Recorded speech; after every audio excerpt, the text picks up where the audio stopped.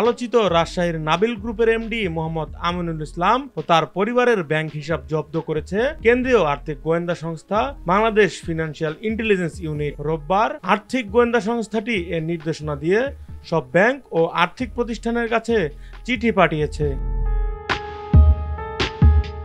সংশ্লিষ্ট সূত্র জানায়, আলোচিত নাবিল গ্রুপ ইসলামী ব্যাংক থেকে নামে বেনামে প্রায় 13,000 কোটি টাকার ঋণ বের করে নিয়েছে।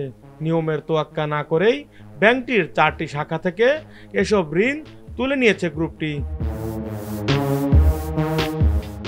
বিএফআইউর চিঠিতে মানি লন্ডারিং প্রতিরোধ আইনের ধারা অনুযায়ী নাবিল গ্রুপের এমডি আমিনুল ইসলাম, তার বাবা জাহান বক্স মণ্ডল, মা আনোয়ারা বেগম, স্ত্রী ইসরাত জাহান, ছেলে এজাজ আবরার এবং মেয়ে আফরাত ইবনাতের ব্যক্তিক ব্যাংক হিসাব ও তাদের ব্যক্তি মালিকানাধীন প্রতিষ্ঠানের নামে পরিচালিত হিসাবের লেনদেন 30 দিনের জন্য স্থগিতের নির্দেশ দেওয়া হয়।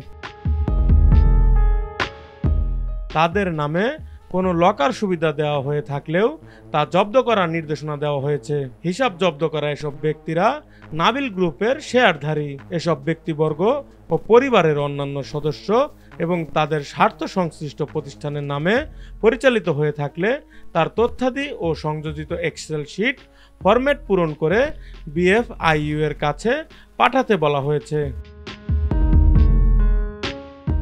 নিউজ ডেস্ক, ভোরের পাতা।